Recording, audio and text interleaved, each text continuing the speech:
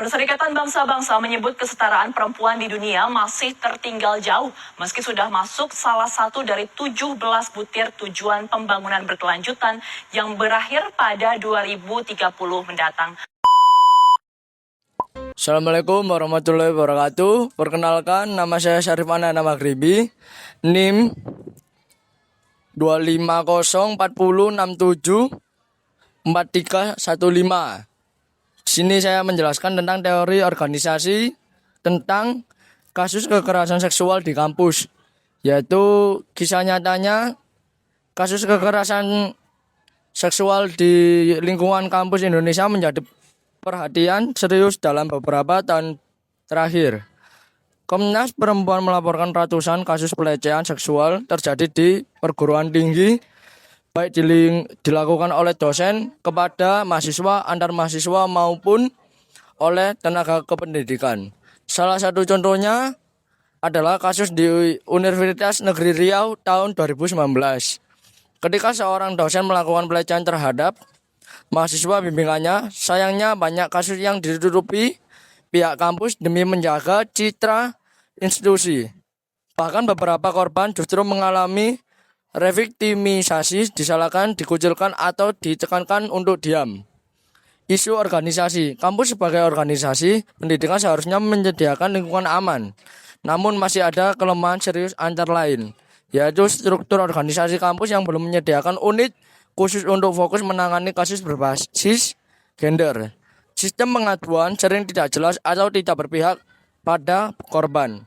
Budaya organisasi cenderung patriarkis, memandang dosen atau penjabat kampus sebagai pihak yang lebih tinggi sehingga korban tidak berani melapor.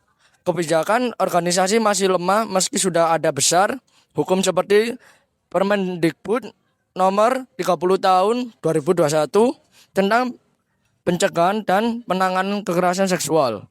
Kaitan dengan kesetaraan gender, yaitu kasus ini menunjukkan ketidaksertaan gender dalam organisasi pendidikan. Mahasiswa lebih rentan menjadi korban karena adanya relasi kuasa, sedangkan perlindungan organisasi tidak maksimal. Untuk mewujudkan kesetaraan gender, kampus perlu yaitu membentuk satuan tugas atau unit layanan aduan yang berpihak pada korban. Dan kedua, menerapkan pendidikan gender equality sejak dini di kampus, dan ketiga, menindak tegas pelaku tanpa kompromi terhadap jabatan atau reputasi. Terima kasih. Perkenalkan, nama saya Ratu Syifa Hereni dengan NIM 25040674330. Di sini saya akan menjelaskan tentang pekerja migran perempuan Indonesia. Kisah nyata, perempuan Indonesia mendominasi jumlah pekerja migran TKI atau TKW, terutama di sektor rumah tangga, perawatan, dan jasa. Sayangnya banyak dari mereka menghadapi perlakuan diskriminatif seperti jam kerja berlebihan, gaji tidak berbayar, pelecehan seksual, hingga kekerasan fisik. Kasus yang cukup terkenal adalah Siti Zainab yang berasal dari Indonesia dan bekerja TKW di Arab Saudi. Itu mendapatkan hukuman mati setelah mengalami kekerasan dan tidak mendapat perlindungan hukum memadai. Dan di Malaysia banyak TKW juga mengalami kasus serupa, diperlakukan tidak manusiawi oleh majikannya. Isu organisasi, dalam konteks organisasi, masalah ini terkait dengan agen penyalur tenaga kerja yang sering hanya mengejar keuntungan tanpa menyiapkan perlindungan dan pelatihan yang memadai. Selanjutnya, BP2MI yang seharusnya melindungi pekerja migran masih menghadapi keterbatasan birokrasi, anggaran, dan koordinasi. Kedutaan RI di negara penempatan kadang kesulitan memberikan bantuan cepat karena prosedur yang panjang, kurangnya sinergi antar organisasi pemerintahan pusat, daerah, swasta, dan organisasi masyarakat. Selanjutnya, kaitannya dengan kesetaraan gender, perempuan pekerja migran dipandang sebagai tenaga kerja murah, bukan sebagai individu dengan hak penuh. Mereka mengalami diskriminasi berlapis karena status ekonomi, jenis kelamin, dan status sebagai migran. Untuk mewujudkan kesetaraan gender, organisasi terkait terkait adalah harus menjamin adanya pelatihan penempatan yang memperkuat posisi tawar pekerja perempuan, memperketat pengawasan pada agen penyalur tenaga kerja, membangun mekanisme pengaduan yang cepat dan ramah korban di luar negeri, serta mengembangkan kerjasama bilateral antar negara untuk perlindungan pekerja migran perempuan. Sekian.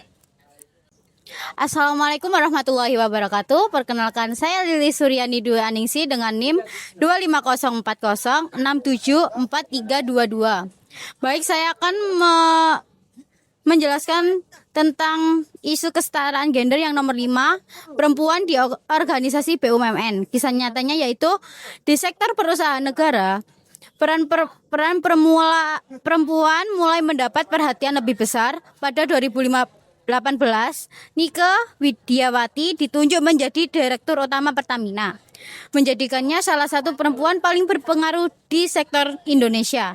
Selain itu, jumlah perempuan juga menduduki jabatan penting di BUMN lain. Meski jumlahnya masih minoritas dibandingkan laki-laki, Kementerian BUMN di bawah Erick Thohir kemudian mendorong kebijakan agar lebih banyak perempuan masuk ke level direksi. Isu organisasinya, yang pertama, budaya organisasi di BUMN masih cenderung maskulin karena sektor yang digeluti dengan energi, konstruksi, dan transportasi dianggap keras dan lebih cocok untuk laki-laki. Struktur manajemen puncak masih didominasi laki-laki. Perempuan sering mentok di middle management karena stereotip gender. Yang ketiga, kebijakan internal mulai berubah namun belum merata di semua BUMN. Masih ada hambatan karir bagi perempuan seperti keterbatasan fleksibilitas kerja untuk ibu pekerja. Yang kelima yaitu proses kaderisasi dan rekrutmen belum sepenuhnya adil, sehingga kesempatan perempuan untuk naik jabatan tidak sama dengan laki-laki. Kaitannya dengan kesetaraan gender yaitu kehadiran perempuan di pucuk pimpinan BUMN menunjukkan kemajuan besar dalam kesetaraan gender di organisasi modern.